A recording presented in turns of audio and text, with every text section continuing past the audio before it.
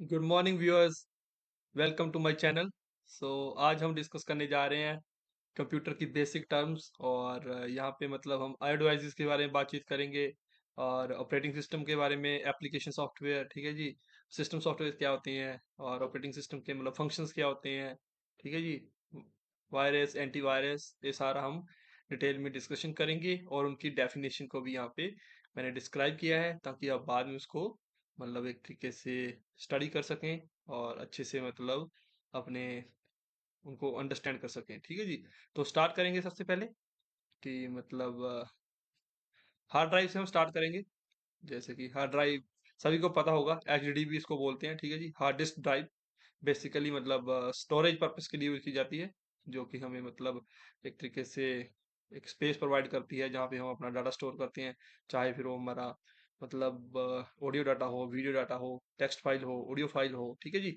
इस तरीके का डाटा हम यहाँ पे सेव करते हैं, ठीक है जी। आजकल एसएसडी आ गई है जहाँ पे मतलब एक तरीके से यहाँ पे मतलब जैसे जो नॉर्मल हमारी हार्ड डिस्क उसमें स्पिनिंग डिस्क होती थी, ठीक है जी, रोटेट होती थी, स्टैक एंड सेक्टर्स होते, लेकिन एसएसडी में मतलब थोड़ा डिफरेंट है। यहाँ पे पूरी डिजिटल तौर पे इंटीग्रेटेड चिप्स होती है जहाँ पे मतलब नैंड गेट्स का यूज किया जाता है, ठीक है जी। फ्लिप फ्लॉप होते हैं, उसके अंदर मतलब एक तरीके से डाटा स्टोर किया जाता है।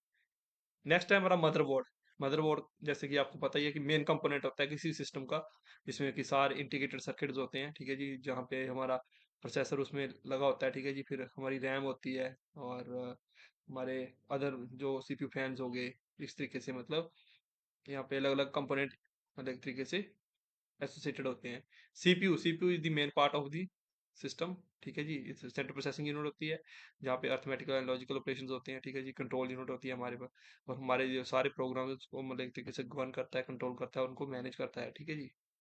रैम रैम एक मतलब फास्टेस्ट मेमोरी है, वन ऑफ द मतलब जो भी इसकी एसोसिएटेड मेमोरीज होती हैं, मतलब एक एक क्लोजली एसोसिएटेड मेमोरी होती है जो कि रैपिडली मतलब हमारी इंस्ट्रक्शंस जो डाटा होता है जो यूटिलाइज होता है वो इसके अंदर स्टोर होता है, ठीक है। टेम्परेरी मेमोरी होती है और इसको वोलेटाइल मेमोरी भी बोलते हैं, ठीक है जी।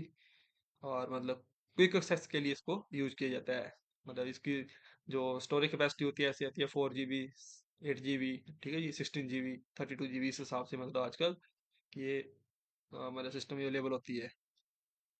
और नेक्स्ट है हमारा graphic cards. Graphic card basically मतलब बेटर डाटा विजुअलाइजेशन के लिए यूज किया जाता है। जैसे कि आपने मतलब स्पेशल कुछ इमेज प्रोसेसिंग का काम करना है, या आपने कुछ गेम्स वगैरह खेलनी है, 3D मतलब डिजाइन करने है, कुछ ऑटोकैड का काम करना है, ठीक है जी, डिजाइनिंग का काम करना है, तो उसके लिए फिर ग्राफिक कार्ड्स का यूज किया जाता है। पावर सप्लाई, यहाँ पे स्विच मोड पावर सप्लाई होती है जो कि मतलब एक तरीके से फ्लक्चुएशन होती है जो वोल्टेज में, तो उसको मतलब मेंटेन करती है और एक स्मूथ मतलब सिस्टम को सप्लाई प्रोवाइड करती है। Operating system is the main component of the system.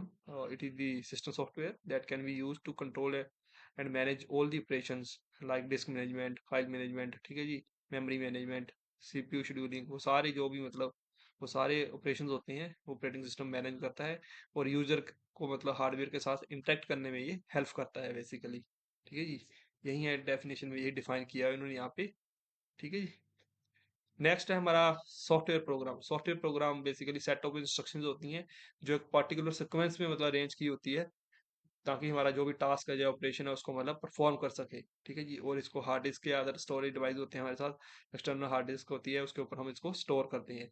दो तरह के सॉफ्टवेयर होते हैं, एक एप्लीकेशन सॉफ्टवेयर होते हैं, एक सिस्टम सॉफ्टवेयर होते हैं। सिस्टम सॉफ्टवेयर वो सॉफ्टवेयर होते हैं जो हार्डवेयर को रनिंग फॉर्म में लेके आते हैं, जैसे कि ऑपरेटिंग सिस्टम हो गया। और एप्लीकेशन सॉफ्टवेयर वो सॉफ्टवेयर हो गए जो कि मतलब किसी एप्लीकेशन के लिए होते हैं, जैसे कि MS ऑफिस हो गया, ठीक है जी।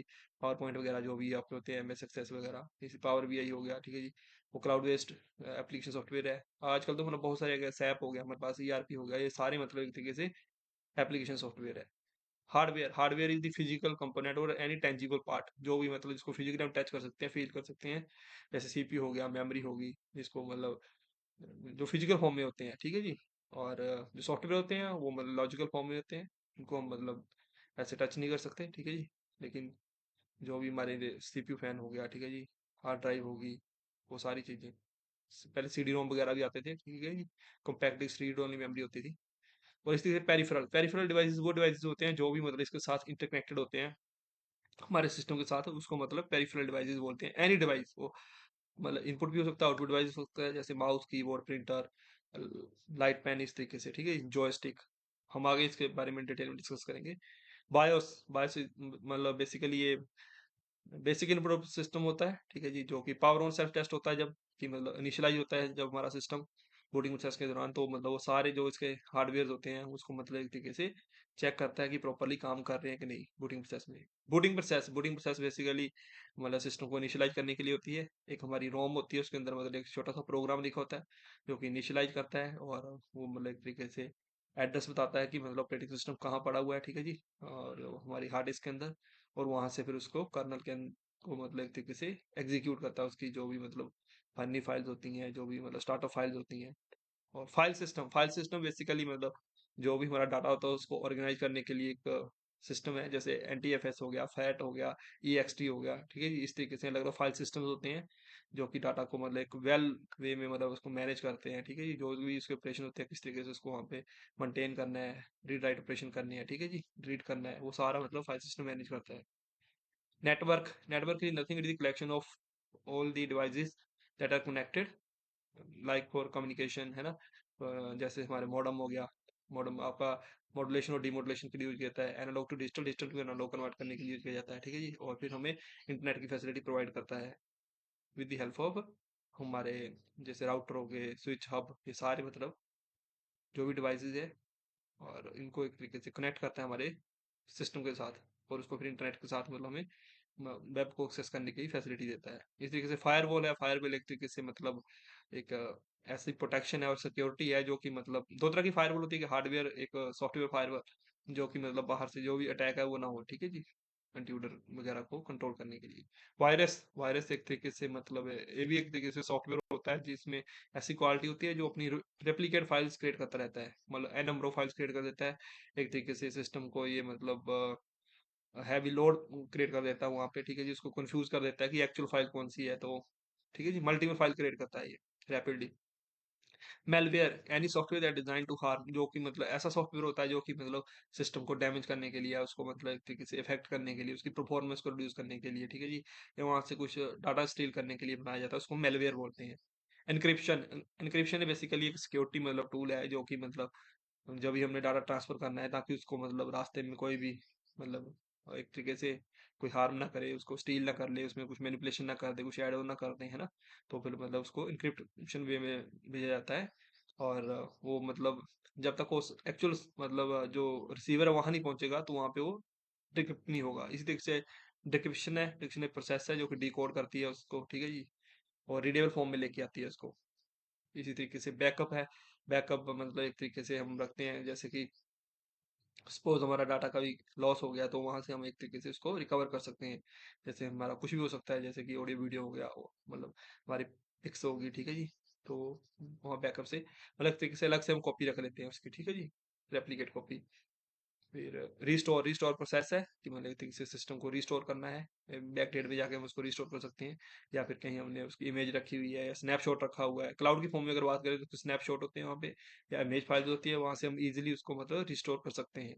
क्लाउड कंप्यूटिंग मतलब पेपर यूटिलिटी मॉडल, ठीक है जी, यहाँ पे इंटरनेट बेस्ड सर्विसेज होती है, वर्चुअलाइजेशन होती है, यहाँ पे हम वर्चुअल मशीन क्रिएट कर सकते हैं, स्टोरेज की फैसिलिटी है, नेटवर्क की फैसिलिटी है, यहाँ पे एन नंबर ऑफ सर्विसेज है, ठीक है जी, और API है, एप्लीकेशन प्रोग्राम इंटरफेस, बेसिकली मतलब ऐसा इंटरफेस देता है जहाँ हमने थर्ड पार्टी की सॉफ्टवेयर के साथ या मतलब एसोसिएट होना है, ठीक है जी, सेट ऑफ प्रोटोकॉल्स होते हैं बेसिकली जो कि हमें इंटरेक्शन करने में हेल्प करते हैं। GUI, ग्राफिकल यूजर इंटरफेस, ठीक है जी, विजुअल इंटरफेस हमें प्रोवाइड करता है ताकि यूजर इजीली मतलब हार्डवेयर के साथ इंटरेक्ट कर सके, कोई भी अपना टास्क परफॉर्म कर सकते, जैसे कोई फाइल बनानी है, फिर फोल्डर बनाना है, ठीक है जी, या फिर हमने उसके अंदर मतलब टेक्स्ट इंटर करना है, या फिर उस फाइल को हमने प्रोसेस करना है, ग्राफिकल डाटा में रिप्रेजेंट करना है, ठीक है जी, रिपोर्टिंग करनी है, वो सारी चीजें, आइकन, मेनू, विंडो, ये सारी चीजें मतलब GUI के अंडर आ गई। इनपुट डिवाइस ऐसे डिवाइसेस होते हैं जो कि मतलब एक तरीके से इलेक्ट्रिक फॉर्म में मतलब सिग्नल भेजते हैं, और मतलब सिस्टम को एक तरीके से ऑपरेशन करने के लिए मतलब उसको इंस्ट्रक्शंस देते हैं बेसिकली, जैसे कि हमारे माउस हो गया इनपुट डिवाइस, ठीक है जी, हमारा कीबोर्ड हो गया, जॉयस्टिक होगी, ठीक है जी, स्कैनर हो गया, ये सारी इनपुट डिवाइस है। आउटपुट डिवाइस वो डिवाइसेस होते हैं जो कि हमें डिस्प्ले करवाते हैं कुछ इन्फॉर्मेशन, या मतलब विजुलाइज करते हैं, ठीक है जी, या प्रिंट करते हैं, प्रिंटर हो गया हमारा, ठीक है जी, हमारा फिर प्लॉटर हो गया, या फिर जो हमारे प्रोजेक्टर होते हैं, ये सारे मतलब आउटपुट डिवाइसेज है। मॉनिटर भी हमारा एक तरीके से आउटपुट डिवाइस है। Monitor is nothing, it is a device that can be used to display the meaningful information in the form of a logical sorry graphical user interface, है ना, जो कि मतलब आप बोल सकते हो यूआई बोल सकते हो, यूजर इंटरेक्टिव वे में, ठीक है जी। और प्रिंटर आपको पता ही है, प्रिंटिंग पर्पज के लिए यूज किया जाता है। इनको मैं ज़्यादा एक्सप्लेन नहीं करेगा आपको, मैं वैसे बता दूंगा कि क्या करते हैं। स्कैनर, स्कैनर आपको पता ही है, हमारे पास कोई मतलब हार्ड कॉपी है तो उसको मतलब एक तरीके से स्कैन करके सिस्टम में एंटर करने के लिए। कीबोर्ड, कीबोर्ड ऐसा डिवाइस है जो कि हमें मतलब हमने कोई लेटर टाइप करना है, कुछ भी करना है, या हमने कोई ऑपरेट करना है सिस्टम को, तो कीबोर्ड की हेल्प से कर सकते हैं। माउस भी एक ऐसा डिवाइस है जिसकी हेल्प से मतलब हम इजीली मतलब अपने जो भी टास्क है, ठीक है जी, हमें किसी फोल्डर के अंदर जाना है तो इजीली वहाँ पे काम कर सकते हैं। जॉयस्टिक, जॉयस्टिक ऐसा डिवाइस है जो कि मतलब एक तरीके से गेमिंग पर्पज के लिए डेवलप किया गया था, लेकिन आजकल इसको मतलब बहुत सारे यूज केसेस है, जैसे कि हमारे जो ड्रोन्स होते हैं उसको कंट्रोल करने के लिए, इवन जो हमारे मतलब रिमोट बेस्ड एरोप्लेन्स होते हैं उनको कंट्रोल करने के लिए, मतलब मिलिट्री में बहुत सारी एप्लीकेशन है इसकी, ठीक है जी। गेम पैड है, game pad basically game play करने के लिए होता है, इसमें कंट्रोल बटन्स होते हैं, ठीक है जी।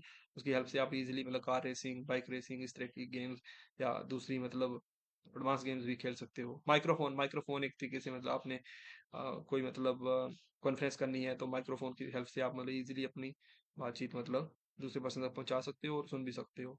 स्पीकर, स्पीकर आपको पता है आउटपुट डिवाइस है, ठीक है जी, और जो कि मतलब हमें साउंड साउंड प्रोवाइड करता है, ठीक है जी। वेब कैमरा, वेब कैमरा एक इनपुट डिवाइस है जिसकी हेल्प से मतलब वीडियो अपनी कॉन्फ्रेंसिंग कर सकते हैं या वीडियो बना सकते हैं। ये सारी मतलब तरीके से इनपुट डिवाइस। इथरनेट, इथरनेट मतलब आई ट्रिपल 802 फॉर जो मतलब इथरनेट की फैसिलिटीज है इंटरनेट को एक्सेस करने के लिए, मतलब एक टेक्निक है बेसिकली, ठीक है जी। जो भी हमारे लैन वैन होते हैं उनको आपस में इंटरनेट करता है ये, बेसिकली लैन के लिए होता है ये। वाईफाई, वायरलेस फिडेलिटी, ठीक है जी। ये मतलब जो हमारा 3.5 गीगाहर्ट्ज से लेके 5 गीगाहर्ट्ज तक ये काम करता है। इसी तरीके से ब्लूटूथ है हमारी टेक्नोलॉजी, है ना। ब्लूटूथ टेक्नोलॉजी मतलब जो हमारे डिवाइस होते हैं उसको मतलब एक तरीके से कनेक्ट करने के लिए, ठीक है, मतलब वायरलेस मतलब हम डाटा ट्रांसफर करने के लिए यूज की जाती है। वाईफाई मतलब इंटरनेट के लिए यूज किया जाता है। यूएसबी, यूनिवर्सल सीरियल बस, जो कि मतलब यूनिवर्सल सीरियल बस के मतलब 2-3 वर्जन आए हैं। पहले था 3.0 था, फिर 3.1 भी आ चुका है। उससे पहले यूएसबी 2.0 था। जो 2.0 था उसमें मतलब 127 डिवाइस को सपोर्ट करता था, लेकिन जो 3.1 है अभी रिसेंटली लॉन्च हुआ है वो मतलब मोर देन 200 डिवाइस को सपोर्ट करता है। HDMI, high definition multimedia interface, मतलब आप एक तरीके से एचडी का मतलब इफ मतलब कोई मल्टीमीडिया आपने कोई भी डिवाइस मतलब इसके साथ एसोसिएट करना है तो HDMI के थ्रू वो हो सकता है। आजकल तो मतलब एचडी वैसे ही आने लग गया है, जो भी लेटेस्ट मतलब हमारे पास लैपटॉप आ रहे हैं, स्क्रीन आ रही हैं, ऑलरेडी HDMI आ रही है, ठीक है जी, हाई डेफिनेशन के साथ आ रही है। ये कुछ मतलब चीज थी जो मतलब बिगनर लेवल के मतलब जो स्टूडेंट्स थे, जो अभी मतलब फिफ्थ या सिक्स्थ में, जिनने अभी बिगिनिंग तौर पे मतलब एक तरीके से कंप्यूटर को लर्न स्टार्ट किया है, तो उनके लिए था ये बेसिक टर्म थी। आप इजीली इसको स्टडी करोगे, इजीली सीख जाओगे। मैंने एक और वीडियो बनाया है, उसको मैंने डिटेल में बताया हुआ है, ठीक है जी, कंप्यूटर बेसिक के नाम से, ठीक है जी। आप उसको भी फॉलो कर सकते हो, उसमें भी काफ़ी अच्छी इन्फॉर्मेशन दी गई है, जो कि रियल टाइम और रियल बेस्ड जो भी मतलब की टर्म्स थी कंप्यूटर से रिगार्डिंग, वो मैंने सारी वहाँ पे कवर अप की है। तो अब यहाँ पे इस वीडियो को वाइंड अप करते हैं। Thank you very much.